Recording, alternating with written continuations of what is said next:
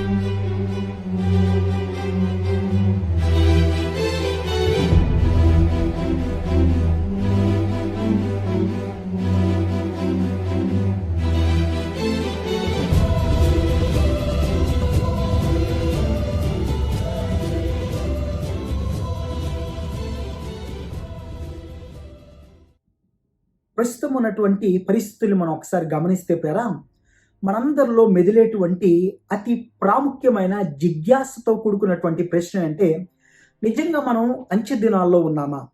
మనం ఏ సమయాల్లో వెళ్తూ ఉన్నాం? ఈరోజు ప్రస్తుతం సంఘము ఏ దినాల్లోంచి ముందుకు వెళుతుంది, ఏ సమయంలో సంఘం ఉంది అనేటువంటి ప్రస్తావన ఈరోజు ప్రపంచంలో చాలా స్పష్టంగా జరుగుతుంది పేర. అయితే దేవుడి యొక్క వాక్యంలోంచి అనేకమైన రుజువుల్ని మనం చాలా జాగ్రత్తగా జ్ఞాపకం చేసుకున్నప్పుడు పేర, ప్రస్తుతపు కాలాన్ని మనం అర్థం చేసుకోవటానికి, ప్రస్తుతపు సమయాల్ని మనం అర్థం చేసుకోవటానికి, సమయాల్ని అర్థం చేసుకుంటూ జ్ఞానం కలిగి లోకంలో జీవించటానికి ప్రభు మనకి సహాయం చేయాలనేటువంటిదే నా ప్రార్థన పేర.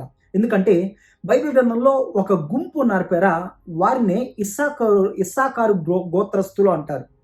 The men of Issachar are the men who know the times. ఇస్సాకారు గోత్రపు వారికంట సమయములు తెలుసంట. ఆ రోజుల్లో వాళ్ళు సమయాన్ని ఎరిగినటువంటి వారుగా దీని యొక్క వాక్యం సెలవిస్తుంది. ఈరోజు దేవుడి బిడ్డలమైనటువంటి మనము సమయాల్ని ఎరిగినటువంటి వారముగా ఉండాలి. దేవుడి సమయాల్ని ఎరిగినటువంటి వారముగా, దేవుడు ఏ సమయంలో ఏమి జరిగించబోతున్నాడు, ఎటువంటి సమయాల్లో నుంచి మనం వెళ్ళబోతున్నాం, ఎప్పుడు దేవుడి యొక్క బిడ్డలు ఎత్తబడతారు, ఎప్పుడు దేవుడి యొక్క బిడ్డలు సంఘానికి శ్రమ అనుభవిస్తారు, ఎప్పుడు సంఘము ఎత్తబడిద్ది, ఎప్పుడు సంఘము దేవుడి సింహాసనం దగ్గరికి వెళ్ళిద్ది, ఎప్పుడు సంఘము దేవుడి కృపను అనుభవించిద్ది, ఎప్పుడు ఈ లోకము 7 సంవత్సరాల శ్రమల కాలంలోకి వెళ్ళిద్ది. అనేకమైన భవిష్యత్తును గూర్చినటువంటి సంగతుల విషయంలో క్రైస్తవంగా మనం ఎంత మాత్రమూ మాంద్యులుగా ఉండటానికి వీల్లేదు పేర. కాబట్టి దేవుడి యొక్క వాక్యం నుంచి అనేకమైన విషయాల్ని మనం ఈరోజు నేర్చుకోవాలని చెప్పి నేను ఎంతగానో ఆశపడుతున్నాను పేర. నిజమే, దేవుడి బిడ్డలంగా ఈ ప్రస్తుతపు సమాజాన్ని, ఈ ప్రస్తుతపు సమయాన్ని అంచె దినాల సమయం అని పిలవచ్చా, అంచె దినముల కాలము అని మనం పరిగణలోకి తీసుకోవచ్చా అనేటువంటి వాస్తవాన్ని మనం ఒకసారి గమనిస్తే పేరా, ప్రస్తుతపు కాలానికి సంబంధించి అంచె దినములు అనేటువంటి ఆ ఆ అంశాన్ని మనం కలిసి దేవుడి యొక్క వాక్యంలోంచి ధ్యానించాలని చెప్పి నేను ఆశపడుతున్నాను. కలిసి దేవుడి యొక్క వాక్యం నుంచి నేర్చుకోవాలని చెప్పి ఆశపడుతున్నాను. కలిసి దేవుడి యొక్క వాక్యం నుంచి మనం విసిదపరచుకోవాలని చెప్పి నేను ఆశపడుతున్నాను, ఇష్టపడుతున్నాను. సో కాబట్టి అంత్య దినములు వాటి యొక్క వివరణ ఏంటి, అంత్య దినముల్లో ఏ ఏ సూచనలు మనకు కనపడతాయి, అంత్య దినాలు అని చెప్పటానికి ఏ ఏ సూచనల కోసం దేవుడి బిడ్డలు నిరీక్షించాలి, ఎదురు చూడాలి, ఏ ఏ సూచనల్ని దేవుడి యొక్క బిడ్డలు చాలా పరీక్షగా గమనించాలి, లేకపోతే వివేచనతో చూడాలి అనేటువంటి వాస్తవాలను కూడా గమనిద్దాం. రండి ప్రియారా దేవుడి యొక్క వాక్యంలోంచి. దయచేసి రండి దానియేలు గ్రంథము 12వ అధ్యాయం. దానియేలు గ్రంథము 12వ అధ్యాయం మొదటి 3 వచనాలు మీకోసం చదవాలని చెప్పి నేను ఆశపడుతున్నాను. ఆ కాలమందు నీ జిల్ల పక్షమున నిలిచినట్టి మహా అధిపతియగు మికాయేలు వచ్చును. అప్పుడు నీ జనులు రాజ్యముగా కూడిన కాలం మొదలుకొని ఈ కాలం వరకు ఎన్నటికి నీ కలుగునంత ఆపదలు కలుగును. అయితే నీ జనుల్లో గ్రంథమందు దాఖలైన వారెవరో వారు తప్పించుకొందురు. మరియు సమాధుల్లో నిద్రించు అనేకులు మేలుకొందురు. కొందరు నిత్య జీవమును అనుభవించుటకు, కొందరు నిందపాలగుటకును, నిత్యముగా హేములగుటకును మేలుకొందురు. 3వ వచనం, బుద్ధిమంతులైతే ఆకాశ మండలంలోని జ్యోతులను పోలిన వారై ప్రకాశించెదరు. నీతి మార్గమును అనుసరించి నడుచుకున్నట్లు ఎవరు అనేకులను త్రిప్పుదురో వారు నక్షత్రముల వలె నిరంతరమును ప్రకాశించెదరు. దేవుడి మాటను దీవించునుగాక. 1 కొరింథీయులకు రాసినటువంటి పత్రికలో అపోస్తలుడైనటువంటి పౌలు ప్రతి క్రైస్తవుడిలో కనపడేటువంటి 3 ఉన్నతమైన లక్షణాల గురించి మాట్లాడతాడు. విశ్వాసము, ప్రేమ అనేటువంటి లక్షణాల తర్వాత మరొక ప్రాముఖ్యమైన లక్షణము ప్రతి క్రైస్తవుడిలో కనపడాల్సిన లక్షణం ఏంటంటే నిరీక్షణ అంటాడు. అందుకనే విశ్వాసము, ప్రేమ, నిరీక్షణ అనేటువంటివి క్రైస్తవుడి జీవితంలో ఉండాల్సినటువంటి త్రిత్వపు లక్షణాలు అంటాం. చాలా ఉన్నతమైనటువంటి విషయాలు పేర నిజమే. ఆ మూడిటిలో ప్రాముఖ్యమైనటువంటి విషయాన్ని ఈరోజు మనం ధ్యానించాలని చెప్పి నేను ఆశపడుతున్నాను. దాన్నే నిరీక్షణ. ప్రతి క్రైస్తవుడు ఈరోజు ఈ భూమి మీద జీవిస్తున్నాము అంటే కనుక మనలో ఉన్నటువంటి నిరీక్షని ఆధారం చేసుకుని, మనకున్నటువంటి నిరీక్షని బట్టే మనం ఈరోజు జీవించగలుగుతున్నాం. భయంకరమైనటువంటి శ్రమలు, చుట్టూ సమస్యలు, ఎటు చూసినా ఉపద్రవం, ఎటు చూసినా ఆటంకాలు, ఎక్కడ చూసినా భయంకరమైనటువంటి దినాల్ని మనం వార్తల ద్వారా వింటూ ఉన్నాం. అనేకమైనటువంటి వాస్తవాల్ని మనం గమనిస్తున్నాం. ఇలాంటి ఈ లోకంలో ఒక క్రైస్తవుడు చింత లేకుండా, ఏ దిగులు లేకుండా ఈ లోకంలో ఎలా జీవించగలడు అంటే గనక మనకున్నటువంటి పునాదితో కూడినటువంటి ఆ స్వభావాన్ని బట్టే, ఆ స్వభావమే నిరీక్షణ అని చెప్పటానికి నేను చాలా సంతోషిస్తున్నాను. మనిషి నిరీక్షణ లేకపోతే ఈ లోకంలో బతకలేడు. నిరీక్షణ కోల్పోయినటువంటి అనేక మంది ఈరోజు ప్రపంచంలో ఆత్మహత్య చేసుకోవటానికి దారితీస్తున్నారు వాళ్ళ జీవితాల్లో. ఈరోజు ప్రపంచంలో ఏ వ్యక్తిని మనం తీసుకున్నాం, ప్రతి ఒక్క వ్యక్తి కూడా తన సమస్యల్లో నిలబడగలగాలి అంటే ప్రతి వ్యక్తికి ఒక నిరీక్షణ ఉండాలి. రేపు ఖచ్చితంగా మేలు జరుగుద్ది, రేపు అనేటువంటిది నా జీవితంలో శ్రేష్టమైనటువంటి కార్యం జరిగిస్తుంది అనేటువంటి వాస్తవాన్ని గమనించగలగాలి ప్రేర. అందుకనే ప్రేర మనం చదువుకున్నటువంటి వాక్య భాగం దగ్గరికి మనం అతి త్వరగా వెళ్ళినట్లయితే దానియేలు గ్రంథము 12వ అధ్యాయము మొదటి 3 వచనాలు రాయబడినటువంటి వాక్య భాగాన్ని మనం చదువుకుంటున్నాం ప్రేర. దానియేలు గ్రంథం యొక్క సందర్భాన్ని మీకు కొద్దిగా పరిచయం చేయాలని చెప్పి నేను ఆశపడుతున్నాను. దానియేలు ఏ సందర్భంలో రాసినటువంటి గ్రంథము, ఏ సమయంలో మనకి ఇవ్వబడినటువంటి గ్రంథం అనేటువంటి వాస్తవాన్ని మనం ఒకసారి గమనించినట్లయితే దానియేలు గ్రంథం ద్వారా అనేకమైనటువంటి రాజ్యాలకి సంబంధించి దేవుడు దర్శన రూపాలుగా తన బిడ్డైనటువంటి తను ఏర్పాటు చేసుకున్నటువంటి తన సేవకుడైన దానియేలు ద్వారా మాట్లాడుతున్నటువంటి విషయాన్ని మనం గమనిస్తాం ప్యారా. దానియేలు గ్రంథంలో 12 అధ్యాయాలు ఉన్నాయి ప్యారా. మొదటి 6 అధ్యాయాల్ని చరిత్ర విశ్లేషణ అంటాము. చరిత్రలో జరిగినటువంటి యథార్థ సంఘటనల వివరణ అనొచ్చు ప్రేరా. ఆఖరి 6 అధ్యాయాల్ని మనము భవిష్యత్తులో జరగబోయేటువంటి దర్శనాల్ని దేవుడు దానియేలుకి విసిదపరచటం అని చెప్పి మనం గమనించాలి ప్రేరా. మొదటి 6 అధ్యాయాల్లో అనేకమైన చరిత్రలో జరిగినటువంటి సంఘటనల్ని చాలా స్పష్టంగా దానియేలు రాయటానికి ఇష్టపడ్డాడు. అయితే ఆఖరి అధ్యాయాల్లో అంచె దినాల్లో జరిగేటువంటి సూచనల్ని దేవుడు దర్శనాలుగా దానియేలుకి దేవుడు బయలుపరచడం మనకు కనపడుతుంది పేర. అందుకని బబులోను సామ్రాజ్యాన్ని మనం గమనించగలం. బబులోను సామ్రాజ్యంలో చోటు చేసుకున్నటువంటి మార్పుల్ని 5వ శతాబ్దంలో, క్రీస్తుకు పూర్వం 5వ శతాబ్దంలో మనం గమనించగలుగుతాం పేర. దాని తర్వాత వచ్చిన మాదియా పారసీకుల సామ్రాజ్యానికి సంబంధించినటువంటి విశ్లేషణ చాలా స్పష్టంగా 6వ అధ్యాయం నుంచి మనం దానియేలు గ్రంథంలో చూడొచ్చు పేర. దాని తర్వాత వచ్చినటువంటి గ్రీకు సామ్రాజ్యం గురించి దానియేలు గ్రంథం 10వ అధ్యాయం 11వ అధ్యాయంలో గ్రీకు సామ్రాజ్యం ఏ రీతిగా విస్తరిస్తుంది, గ్రీకు సామ్రాజ్యం ఏ రీతిగా మాదియా పారసీకుల్ని నాశనం చేసి అలెగ్జాండర్ ద గ్రేట్ ఏ రీతిగా విస్తరిస్తాడు తన రాజ్యాన్ని అనేటువంటి అంశాన్ని మనకు తెలియజేస్తాడు. 11వ అధ్యాయం దగ్గరికి వచ్చేసరికి గ్రీకు సామ్రాజ్యం, గ్రేకీయుల సామ్రాజ్యము 4 విభజనలుగా విడిపోతుంది అనేటువంటి వాస్తవాన్ని కూడా మనకు తెలియజేస్తాడు కదా. దాని తర్వాత వచ్చినటువంటి అతి బలమైనటువంటి సామ్రాజ్యాన్ని రోమా సామ్రాజ్యము అంటాం దేవుడి యొక్క వాక్యంలో పేర. రోమా సామ్రాజ్యం ద్వారా బయలు వెళ్ళినటువంటి విషయాన్ని కూడా చాలా స్పష్టంగా మనకి విసిద్ధపరుస్తాడు. అందుకనే దానియేలు గ్రంథం 2వ అధ్యాయంలో వచ్చినటువంటి ప్రతిమతో కూడుకున్నటువంటి దర్శనాన్ని మనం గమనించిన, దానియేలు గ్రంథం 7వ అధ్యాయంలో 4 జీవుల దర్శనాన్ని మనం గమనించిన, దానియేలు గ్రంథం 8వ అధ్యాయంలో 2 క్రూరమైనటువంటి జీవుల యొక్క దర్శనాన్ని మనం గమనించిన, దేవుడు సమస్తం కూడా ఈ 4 రాజ్యాల్లో బబులోను, మాదియా పారసీక, గ్రీకు సామ్రాజ్యము, రోమా సామ్రాజ్యంలో జరుగుతున్నటువంటి అనేకమైన సంగతుల్ని ప్రభువు వివరించడానికి చాలా స్పష్టంగా ఇష్టపడ్డాడు పేర. అవే సంగతుల్ని దానియేలు ఈ వాక్య భాగంలో రాయటానికి ఇష్టపడ్డాడు. ఇంతకీ 12వ అధ్యాయం యొక్క సందర్భం దగ్గరికి మనం వెళ్ళాలనుకుంటే ప్రియారా, దానియేలు గ్రంథం 10వ అధ్యాయము, 11వ అధ్యాయము, 12వ అధ్యాయం ఈ 3 అధ్యాయాలు కూడా దర్శనం యొక్క వివరణలుగా మనం పరిగణించాలి కదా. వేటి దర్శనముల యొక్క వివరణలు అన్న ఒక ఆలోచన మనం జాగ్రత్తగా అర్థం చేసుకుంటే పేర, రాబోతున్న దినాల్లో తన ప్రజల పట్ల జరగబోయేటువంటి సంగతులు, దేవుడి ప్రజల జీవితాల్లో జరగబోయే సంగతులు, దేవుడి ప్రజలు ఏ రీతిగా వాళ్ళ భవిష్యత్తు ఏ రీతిగా ఉండబోతుంది, వాళ్ళ విడుదల ఏ రీతిగా ఉండబోతుంది, వాళ్ళ జీవితాల్లో ఎలాంటి కార్యాన్ని ప్రభు చేయడానికి ఇష్టపడ్డాడు, వాళ్ళు ఎలా ఒక రాజ్యముగా మళ్ళీ తిరిగి ఎలా ఏర్పడతారు అనేటువంటి అనేకమైన సూచనలు దేవుడు దానియేలుకి బయలుపరచడం ప్రారంభించాడు. ఎప్పుడంటే దానియేలు ఉపవాసం ఉండి 21 రోజుల ప్రార్థన చేసిన తర్వాత దేవుడు సమస్తం విసిద్ధపరచడం ప్రారంభించాడు అనేటువంటి వాస్తవం మనకు బాగా గమనించి తెలుసుకోగలిగినటువంటి వాస్తవం. దానియేలు గ్రంథం 9వ అధ్యాయంలో దానియేలు 21 రోజులు ఉపవాసం ఉండి ప్రభు సన్నిధిలో ప్రార్థన చేసిన తరువాత దానియేలుకి అనేకమైన సంగతుల్ని దేవుడు విశదపరచడం ప్రారంభించాడు. అందుకనే 70 వారాల ప్రవచనం అంటాం. సో 12వ అధ్యాయం మనం ధ్యానించబోతున్నటువంటి అధ్యాయం 12వ అధ్యాయం ప్రారంభం. అంచె దినాల్లో వచ్చేటువంటి అంచె దినాలకి సంబంధించినటువంటి దర్శనాన్ని దేవుడు దానియేలుతో మాట్లాడుతున్నాడు. అంత్య దినాలు అంటే ఏంటి, అసలు అంచె దినాలు ఎప్పుడు వస్తాయి, ఎప్పుడు దేవుడి ప్రజలు అంచె దినాల కోసం కనిపెట్టాలి, ప్రస్తుతం మనం వెళ్తున్నటువంటి సందర్భాలు, మనం అనుభవిస్తున్నటువంటి శ్రమలు, మనం వెళ్తున్నటువంటి భయంకరమైనటువంటి విపత్తులు, ఉపద్రవాలు అంచె దినాల సూచనలేనా అనేటువంటి అనేకమైన మన ప్రశ్నలకి జవాబు ఇదే దానియేలు గ్రంథం 12వ అధ్యాయంలో కనపడుతూ ఉంది ద్వారా ఆ మాటను మనం చాలా జాగ్రత్తగా ధ్యానించబోతున్నాం అనేటువంటి వాస్తవాన్ని మీకు తెలియజేస్తున్నాను.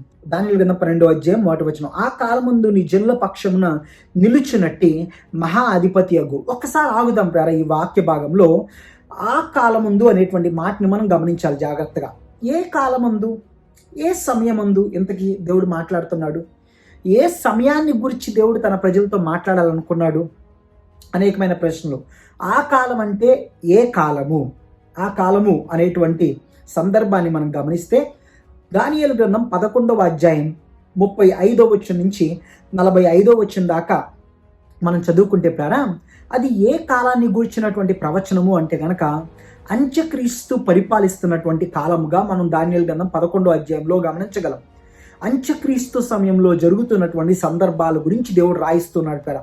అంత్యక్రీస్తు రావటము, అంత్యక్రీస్తు విసిదపరచబడిన తర్వాత దేవుడి ప్రజల మీదకు వచ్చేటువంటి శ్రమల గురించి, దేవుడి ప్రజలు ఎదుర్కొనేటువంటి విపత్తుల గురించి, దేవుడి ప్రజల జీవితాల్లో జరిగేటువంటి అనేకమైన విషయాల గురించి దానియేలుకి దేవుడు స్పష్టంగా బయలుపరచడం ప్రారంభించాడు. మనం చదువుకున్నటువంటి అవే వాక్య భాగాల్ని కొద్దిగా లోతుగా అర్థం చేసుకోవడానికి ప్రయత్నం చేద్దాం. అందుకనే దానియేలు గ్రంథం 12వ అధ్యాయం 1వ వచనంలో ఆ కాలమందు అన్నాడు. ఆ కాలమందు, ఆ సమయమందు, ఆ అంత్యక్రీస్తు సమయమందు, ఆ అంత్యక్రీస్తు సమయంలో జరుగుతున్నటువంటి సందర్భాలు. ఆ అంత్యక్రీస్తు సమయంలో ఏ సందర్భాలు జరుగుతున్నాయి? ఆ అంత్యక్రీస్తు సమయంలో వస్తున్నటువంటి విపత్తుల్ని, ఆపదల్ని దేవుడి యొక్క వాక్యము యాకోబు అనుభవించేటువంటి శ్రమగా పరిగణించింది. అంత్యక్రీస్తు ద్వారా వచ్చేటువంటి శ్రమలుగా వాక్యం పరిగణిస్తోంది. అనేక మంది యొక్క రక్తాన్ని చిందించటము ద్వారా, అనేక మంది యొక్క రక్త ప్రోక్షణ జరుగుతున్నటువంటి సమయంగా, ఆ సమయాన్ని దైవ లేఖనాలు స్పష్టంగా విశదపరుస్తున్నాయి పేరా. అంత మాత్రమే కాదు కానీ తూర్పుకి, పడమరకి, ఉత్తరానికి, దక్షిణకి మధ్యలో జరిగేటువంటి విపత్తులు, రాబోతున్నటువంటి విపత్తుల సమయంగా కూడా దేవుడి యొక్క వాక్యం వివరిస్తుంది. ఇంకో మాటలో చెప్పాలంటే అతి కఠినమైనటువంటి పరిస్థితుల్లో జరుగుతున్నటువంటి సందర్భాల గురించి దేవుడి యొక్క వాక్యం మనతో మాట్లాడుతుంటారు.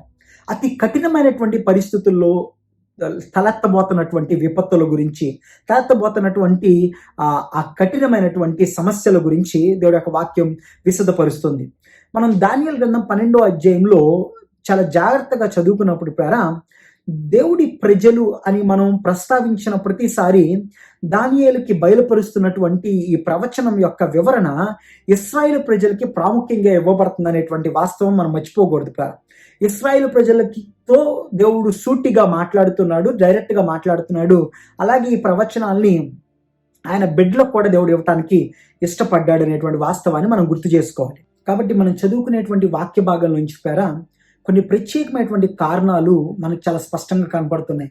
అంత్య దినాల్లో అసలు ఏం జరగబోతుంది అనేటువంటి సందర్భాన్ని చాలా ప్రస్ఫుటంగా మనకి వాక్య భాగాలు అందించినట్లుగా మనం అర్థం చేసుకోగలం పేరా.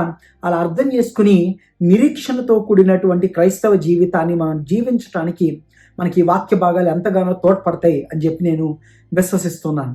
మొట్టమొదటిగా మనం చదువుకున్న దానియేలు గ్రంథం 12వ అధ్యాయం 1వ వచనం దగ్గరికి మరొకసారి వెళ్దాం రండి పేర. ఆ కాలమందు నీ జనుల పక్షమున నిలిచినట్టి మహా అధిపతి అగు మికాయేలు వచ్చును. అప్పుడు నీ జనులు రాజ్యముగా కూడిన కాలము మొదలుకొని ఈ కాలం వరకు ఎన్నటికి నీ కలుగనంత ఆపద కలుగును. చాలా జాగ్రత్తగా గుర్తుపెట్టుకోవాల్సినటువంటి మాట. ఎన్నటికి కలగనటువంటి ఆపద కలుగును. అందుకనే మొట్టమొదటి కారణం మనకి అంచె దినాలకి సూచనలుగా జరిగేటువంటి విషయాల్లో మొట్టమొదటి కారణం ఏంటయ్యా అంటే కనుక ప్రత్యేకమైన బాధల కాలము. ఆ కాలాన్ని దేవుడి యొక్క వాక్యము ప్రత్యేకమైన సమస్యల కాలముగా, ప్రత్యేకమైన బాధలకి సంబంధించినటువంటి కాలముగా వాక్యం వివరించడానికి ఇష్టపడింది పేర. అందుకని మొదటి వచనం అన్నాడు, ఎన్నటికీ కలుగనంత ఆపదలు కలుగును. యూదులు బబులోను దేశం చేత హింసించబడ్డారు. మాదియా పారసీకుల చేత భయంకరంగా హింసించబడ్డారు యూదులు. దాని తర్వాత వచ్చిన గ్రేకియుల చేత భయంకరంగా హింసించబడ్డారు.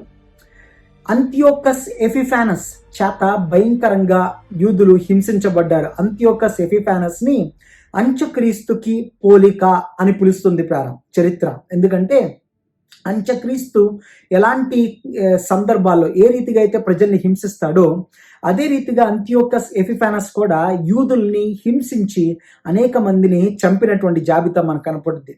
మరి తర్వాత వచ్చినటువంటి రోమా సామ్రాజ్యం చేత యూదులు ఎన్నో కష్టాలు, ఎన్నో హింసలు అనుభవించారు పేరా.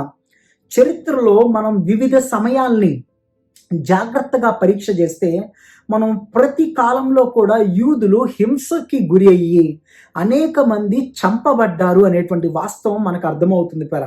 టైటస్ వెస్పేషియన్ క్రీస్తు శకం AD 70లో పేర అనేక మంది యూదుల్ని అతి భయంకరంగా దారుణంగా చంపించాడు. మీరు గమనిస్తే పేర. దాని తర్వాత క్రూసేడర్స్ అంటారు, అంటే సంఘ చరిత్రలో అతి ప్రాముఖ్యమైనటువంటి వ్యక్తులు క్రూసేడర్స్ పేర. వాళ్ళు యూదుల్ని అతి దారుణంగా హింసించి చంపినటువంటి జాబితాలు మనకు కనపడతారు. హిట్లర్ని మనం గమనించిన, హేరోదియుల్ని మనం గమనించిన, యూదుల మీద దాడి చేసినటువంటి వాళ్ళే వీళ్ళందరూ యూదులకి పలు విధాలుగా శ్రమల్ని తీసుకొచ్చినటువంటి ప్రజలే, శ్రమల్ని తీసుకొచ్చినటువంటి వ్యక్తులే పేర. ఈ దాఖల్ని మనం జాగ్రత్తగా జ్ఞాపకం చేసుకుని చూసినప్పుడు పేర మనకి బాగా అర్థమయ్యేటువంటి మాట ఏంటంటే యూదులు చరిత్ర మొత్తంలో కూడా శ్రమల్లోంచి వెళ్తూ వస్తూనే ఉన్నారు.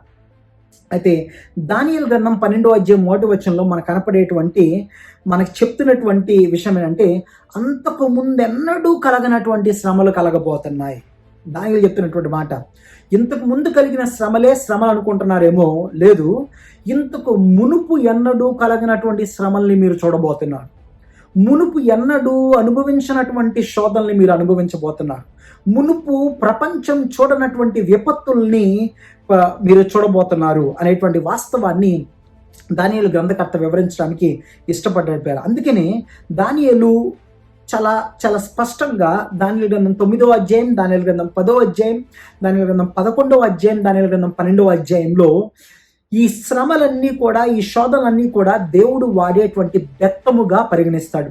అంటే దేవుడు తన ప్రజల్ని సరిచేయటానికి, దేవుడు తన ప్రజల్ని పరిశుభ్రపరచటానికి, దేవుడు తన ప్రజల్ని తిరిగి ఆత్మీయంగా కట్టడానికి, దేవుడు తన ప్రజల్ని మళ్ళీ తిరిగి పరిశుద్ధమైన జనాంగముగా తయారు చేసుకోవటానికి దేవుడు పంపించిన ఉపద్రవాలుగా మనకి చాలా స్పష్టంగా వివరించడానికి దానియేలు ఇష్టపడ్డాడు. అందుకని మనం చదువుకున్న 12వ అధ్యాయం 1వ వచనంలో కూడా అదే మాటని మనకు అర్థమయ్యేలాగా వివరిస్తుంది. దీన్నే నేను శుద్ధీకరణ శిక్ష అంటారు ఈ శ్రమలు. అందుకనే ప్రత్యేకమైన శ్రమలు అని మనం ఎందుకు అంటున్నాం? మొట్టమొదటిగా అంచె దినాల సూచన. ఈ ప్రత్యేకమైన శ్రమలు దేవుడి ప్రజల్ని శుద్ధి చేయడానికి వస్తున్నాయి. ఈ ప్రత్యేకమైన శ్రమలు దేవుడి ప్రజల్ని తిరిగి పరిశుద్ధంగా నిలబెట్టడానికి వస్తున్నాయి. ఈ ప్రత్యేకమైన శ్రమలు దేవుడి ప్రజల్ని మళ్ళీ తిరిగి ఆయన వైపు తేరి చూచేలాగా చేయటానికి వస్తున్నాయి అనేటువంటి ఉద్దేశాన్ని దేవుడు ఇదే వాక్య భాగంలో చాలా స్పష్టంగా వివరించడానికి ఇష్టపడ్డాడు. అయితే ఈ శ్రమల యొక్క తీవ్రత అతి భయంకరమైనటువంటి తీవ్రతగా, అతి భయంకరమైనటువంటి పరిస్థితులుగా మనకి వివరించడానికి ఇష్టపడ్డాడు. ఈరోజు ప్రస్తుతం ప్రపంచం అంతా కూడా ఒక ఉపద్రవంలోంచి వెళ్తుంది, ఒక తెగుల్లోంచి వెళ్తుంది, మనకు బాగా తెలుసు. అయితే ఈ తెగుల్ని చూసి చాలా మంది అనుకునేటువంటి వాస్తవం ఏంటంటే ఇవే అంచె దినాలు అని అనుకుంటూ ఉంటాం. లేదు మనం చరిత్రను ఒకసారి గమనిస్తే గనక, చరిత్రలో ఇప్పుడు మనం అనుభవించేటువంటి తెగులు కంటే భయంకరమైనటువంటి తెగులు మన చరిత్ర మనకి చాలా స్పష్టంగా చూపిస్తుంది. అలాంటి తెగుల్లోంచి ప్రజలు వెళ్ళారనేటువంటి వాస్తవం మనకు కనపడుతుంది. క్రీస్తు శకం 152 ADలో ఒక భయంకరమైనటువంటి తెగులు వచ్చింది, ప్రపంచాన్ని కుదిపివేసింది. 50 లక్షల మంది ప్రజలు ఆ తెగులు చేత మరణించినట్లుగా మనకు అర్థమవుతుంది. దాని తర్వాత క్రీస్తు శకం 5వ శతాబ్దంలో మరొక తెగులు, మరొక వైరస్ వచ్చింది. ఆ వైరస్ దాటికి 2,50,00,000 మంది ప్రజలు బలైపోయినట్లుగా మనకి చరిత్ర చాలా స్పష్టంగా తెలియజేస్తుంది. ఆ రీతిగా మనం గమనించుకుంటూ వస్తే మొత్తం 9 రకాలైనటువంటి తెగలు ఇంతకు ముందు మన ఇప్పుడు అనుభవించేటువంటి తెగులు రావటానికి ముందు 9 రకాలైనటువంటి తెగులు ప్రపంచం అంతా వచ్చింది అనేటువంటి వాస్తవం మనం జ్ఞాపకం చేసుకోవాలి. 1918వ శతాబ్దంలో స్పానిష్ ఫ్లూ అంటారు. అతి భయంకరమైనటువంటి తెగులుగా అది పరిగణించబడుతూ ఉంటుంది ఇప్పుడు కూడా. ఎందుకంటే స్పానిష్ ఫ్లూ చేత చనిపోయినటువంటి వ్యక్తుల యొక్క సంఖ్య ఎంతమంది అంటే 65 లక్షల మంది ప్రజలు స్పానిష్ ఫ్లూ చేత పీడించబడ్డారు, స్పానిష్ ఫ్లూకి బలయ్యారు అనేటువంటి వాస్తవం మనం చరిత్రలో గమనించాలి. అయితే ప్రస్తుతం మనం వెళ్ళేటువంటి ఉపద్రవాన్ని గమనిస్తే కనుక అలాంటి ఉపద్రవంలోంచి మనం ఎంత మాత్రం కూడా వెళ్ళట్లేదు. అది చాలా జాగ్రత్తగా గమనించాలి. దానియేలు గ్రంథంలో ప్రస్తావించబడినటువంటి ప్రత్యేకమైన శ్రమలు మరి ఏ కాలానికి సంబంధించినవండి అంటే గనక అంచె దినాల్లో వచ్చేటువంటి ప్రత్యేకమైనటువంటి శ్రమల గురించి దానియేలు వివరించడానికి ఇష్టపడ్డాడు. అంచె దినాల్లో వచ్చేటువంటి ప్రత్యేకమైన శ్రమలు మునుపెన్నడూ కూడా ఎవరు ఊహించని రీతిగా వచ్చేటువంటి శ్రమలుగా అవి పరిగణించబడ్డాయి. యేసుక్రీస్తు ప్రభు వారు కూడా అంచె దినాల్లో వచ్చేటువంటి శ్రమల గురించి మత్తయి సువార్త 24వ అధ్యాయంలో చాలా స్పష్టంగా తన శిష్యులతో వివరించినట్లుగా మనకు అర్థమవుతుంది. రండి ఒకసారి మిమ్మల్ని ఆ వాక్య భాగాన్ని పరిచయం చేయడానికి తీసుకువెళ్ళాలని చెప్పి నేను ఆశపడుతున్నాను. మత్తయి సువార్త 24వ అధ్యాయము 15వ వచనాన్ని చదువుతున్నాను. కాబట్టి ప్రవక్త అయిన దానియేలు ద్వారా చెప్పబడిన నాశనకరమైన హేయ వస్తువు పరిశుద్ధ స్థలమందు నిలుచుట మీరు చూడగానే చదువువాడు గ్రహించునుగాక. నాశనకరమైన హేయ వస్తువు అనేటువంటి మాటను అండర్లైన్ చేసుకోండి జాగ్రత్తగా. నాశనకరమైన హేయ వస్తువు అంటే ఏంటి? నాశనకరమైనటువంటి భయంకరమైనటువంటి శ్రమది. నాశనకరమైనటువంటి హేయ వస్తువు. ఆ శ్రమ వచ్చినప్పుడు అప్పుడు గమనించండి, ఇంకా అంతం వచ్చింది అనేటువంటిది మీరు గమనించండి. ఇప్పుడు ఆ ఆ అంతానికి రావటానికి ముందు చాలా జరుగుతూ ఉన్నాయి. మత్తయి సువార్త 24వ అధ్యాయము ఆ 15వ వచనానికి ముందు చాలా సంఘటనలు యేసుక్రీస్తు ప్రభువారు వివరించారు. 7వ వచనంలో అంటారు, జనం మీదకి జనము, రాజ్యం మీదకి రాజ్యము లేచును. ఎస్, ఒక జనాంగం మీదకి మరొక జనాంగం లేచిద్దంట. 8వ వచనంలో అక్కడక్కడ కరువులు, భూకంపములు ఇవన్నీ వేదనలకు ప్రారంభములు మాత్రమే. 8వ వచనం దగ్గరికి వచ్చేసరికి యేసుక్రీస్తు ప్రభువారు చెప్తున్నారు, మీరు కరువుల్ని చూస్తారు, అక్కడక్కడ భూకంపాలని చూస్తారు, కానీ ఇవన్నీ కూడా వేదనలకి జస్ట్ ప్రారంభం మాత్రమే. చాలా జాగ్రత్తగా గమనించండి పేరా. ప్రస్తుతం సమాజంలో, ప్రస్తుతం ప్రపంచంలో మనం ఎదుర్కొనేటువంటి భయంకరమైనటువంటి విపత్తు మనకు ఒక విషయాన్ని చాలా జాగ్రత్తగా నేర్పించాలి, ఒక పాఠ నేర్పించాలి. దేవుడు చరిత్రలో ఏ సమయంలో అయినా, ఏ సందర్భంలో అయినా తన ప్రజల్ని సరిచేయటానికి, దేవుడి చేత సృష్టించబడినటువంటి వ్యక్తుల్ని దేవుడు తిరిగి ఆహ్వానించటానికి, దేవుడు నిలబెట్టడానికి, దేవుడు అనేక మార్లు, అనేక సందర్భాల్లో, అనేక పరిస్థితుల్లో తెగుల్ని, భూకంపాలని, కరువుల్ని, ఉపద్రవాల్ని, సునామీల్ని దేవుడు ప్రపంచం మీదకి పంపించాడు అనేటువంటి వాస్తవం మర్చిపోకూడదు కదా. ఇవన్నీ కూడా సృష్టిలో తన యొక్క ఉనికిని ప్రజలకి తెలియజేస్తూ అందించినటువంటి అనేకమైన విషయాలుగా మనం పరిగణిస్తూ ఉంటాం కదా. చాలా జాగ్రత్తగా గమనిద్దాం కదా. మనం ఈ వాక్య భాగాన్ని గమనించినప్పుడు మనకి యేసుక్రీస్తు ప్రభువారు కూడా తెలియజేసేటువంటి మాట అదే. ఇవన్నీ కూడా శ్రమలకి, శోధనలకి ప్రారంభాలు మాత్రమే. 17వ వచనం చదువుతున్నాను కదా. మిద్ది మీద ఉండువాడు తన ఇంట్లో నుండి ఏదైనా తీసుకుని పోవుటకు దిగకూడదు. పొలంలో ఉండువాడు తన బట్టలు తీసుకుని పోవుటకు ఇంటికి రాకూడదు. అయ్యో, ఆ దినముల్లో గర్భిణీలకు పాలిచ్చువానికి శ్రమ, అప్పుడు మహాశ్రమ కలుగును గనుక మీరు పారిపోవుట చలికాలమందైనను విశ్రాంతి దినమందైనను సంభవింపకుండా వాళ్ళని ప్రార్థించుడి. 21వ వచనం, లోకారంభము నుండి ఇప్పటి వరకు అట్టి శ్రమ కలుగలేదు, ఇక ఎప్పుడును కలుగబోదు. చాలా జాగ్రత్తగా గమనిస్తే పేరా, యేసుక్రీస్తు ప్రభువారు ఆ కాలంలో జరిగేటువంటి శ్రమల గురించి మాట్లాడుతున్నారు.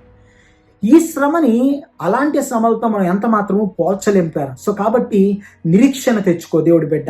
ఈరోజు ఈ శ్రమలోంచి వెళ్తున్న యుగాంతం వచ్చేసిందేమో, ప్రపంచానికి అంతం వచ్చిందేమో, ఇక ఈ పరిస్థితులు బాగుపడవేమో అనుకుంటున్నావేమో. లేదు, అటువంటి శ్రమలతో పోలిస్తే మనం ఎంత మాత్రము ఆ శ్రమకి దగ్గరగా కూడా ఎంత మాత్రం వెళ్ళట్లేదు పేరా. ఆ మాటని నిరీక్షణతో మనం తీసుకోవాలని చెప్పి నేను ఆశపడుతున్నాను.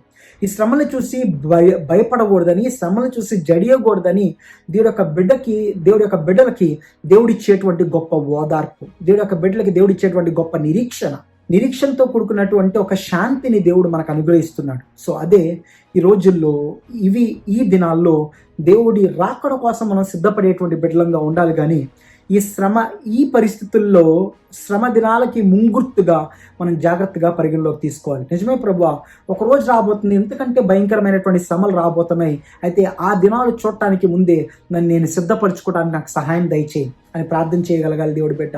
ఈరోజు నువ్వు ఇంకా అన్యాయంగా, ఇంకా అపరిశుభ్రంగా, ఇంకా పరిశుద్ధత లేకుండా, ఇంకా దేవుడికి లోబడకుండా, ఇంకా దేవుడికి దూరంగా జీవిస్తున్నటువంటి జీవితంలో నువ్వు ఉన్నావేమో, రక్షణకి దూరం అయిపోతున్నావేమో, దేవుడిచ్చేటువంటి రక్షణ కార్యాన్ని నువ్వు ఎంత మాత్రమో స్వీకరించలేకపోతున్నావేమో. ఒకవేళ జ్ఞాపకం చేసుకో, ఈ శ్రమల దినాల్ని దేవుడు మరొకసారి ఆయన దగ్గరికి నేను తీసుకురావటానికి వాడుకోవాలని ఇష్టపడుతున్నాడు. ఆయన వైపు నిన్ను ఆకర్షించాలని చెప్పి ప్రభు ఇష్టపడుతున్నాడు. సో కాబట్టి ప్రభు సందులోకి రా. అందుకనే మొట్టమొదటిగా మనం కనపడేటువంటి, అర్థం చేసుకునేటువంటి విషయం ప్రత్యేకమైనటువంటి శ్రమలు. ఈ ప్రత్యేకమైన శ్రమల కాలములో, ఈ ప్రత్యేకమైన శ్రమల్ని మనం చూస్తున్నప్పుడు మన హృదయాలు గద్దింపును అందాలి. మన హృదయాలు దేవుడి సన్నిధిలో భయభక్తులతో ఆయన్ని వెంబడించడానికి మనం సమర్పణతో ముందు కొనసాగాలని చెప్పి మనస్ఫూర్తిగా నేను కోరుకుంటున్నాను పేరా. యేసుక్రీస్తు ప్రభువారు చెప్పినటువంటి ఆ శ్రమల జాబితాని మనం చాలా జాగ్రత్తగా గమనిస్తే పేరా, దేవుడు కొత్తగా మనకేం తెలియజేయట్లేదు పేరా. అందుకనే శ్రమలు తన ప్రజలు అనుభవించేటువంటి రోజు వస్తుంది అనేటువంటి వాస్తవాన్ని ద్వితీయోపదేశ కాండంలోనే దేవుడు వివరించడానికి ఇష్టపడ్డాడు. అంటే ఎన్నో సంవత్సరాలకి ముందే దేవుడి యొక్క వాక్యములో జరగబోయేటువంటి పరిస్థితుల గురించి వివరించడానికి ఇష్టపడ్డాడు పేరా. ద్వితీయోపదేశకాండము 4వ అధ్యాయం 30వ వచనం చదువుతున్నాను. ఈ సంగతులన్నీ మీకు సంభవించిన తర్వాత నీకు బాధ కలిగినప్పుడు అంచె దినముల్లో నీవు నీ దేవుడైన యెహోవా వైపు తిరిగి ఆయన మాట వినిన ఎడలా. ఇవన్నీ నీకు జరిగినప్పుడు నువ్వు తిరిగి ఆయన మాట వినిన ఎడల, అంచె దినముల్లో ఆయన వైపు తిరిగి ఆయన మాట వినిన ఎడల, దేవుడి యొక్క వాక్యం చూపించేటువంటి మాట. అందుకనే ఈ దినముతో పోలిస్తే మరి ఏ దినము అటువంటి దినముగా ఉండదు అని వాక్యం సెలవిస్తుంది. ఆ శ్రమలతో పోలిస్తే మరి ప్రపంచంలో ఎదుర్కొనేటువంటి ఏ శ్రమ ఆ శ్రమకి పోలికగా కూడా ఉండదు అనేటువంటి వాస్తవాన్ని మనం జాగ్రత్తగా జ్ఞాపకం చేసుకోవాలి. మీరు ప్రకటన గ్రంథము 6వ అధ్యాయం నుంచి 19వ అధ్యాయం దాకా చదువుకుంటే ఆ కాలంలో సంభవించేటువంటి శ్రమల గురించి చిన్న ఉదాహరణ మనం చెప్పుకోవాలి అంటే, భూమి మీద ఉన్నటువంటి జనాభాలో 25% మంది జనాభా చనిపోతారని చెప్తుంది ప్రకటన గ్రంథం 6వ అధ్యాయం నుంచి 19వ అధ్యాయం దాకా జరిగేటువంటి శ్రమల కాలంలో వచ్చినటువంటి జాబితా. అంటే ఆ శ్రమ వచ్చినప్పుడు 25% మంది ప్రజలు చచ్చిపోతారంట జనాభాలో. గమనించండి. అంటే ప్రపంచపు జనాభా 7.7 బిలియన్ల మంది.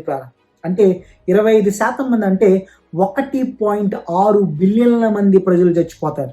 1.6 బిలియన్ పీపుల్ విల్ డై. ఎంత భయంకరమైన విపత్తు.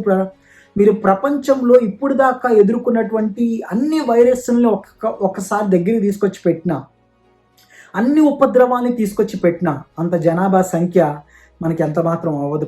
అంత భయంకరమైన ఉపద్రవం గురించి దేవుడి యొక్క వాక్యం మాట్లాడుతుంది. అయితే ఆ ఉపద్రవానికి ముంగుర్తుగా వచ్చేటువంటి ఉపద్రవాలు ఈరోజు ప్రజల్ని గద్దించాలి. ప్రజల్ని పాపంలోంచి మళ్ళటానికి, దేవుడి వైపు మళ్ళటానికి ఒక అవకాశంగా దేవుడు ఇస్తున్నాడు అనేటువంటి వాస్తవాన్ని ప్రజలు గమనించగలగాలి అని చెప్పి నేను చెప్పడానికి ఇష్టపడుతున్నాను.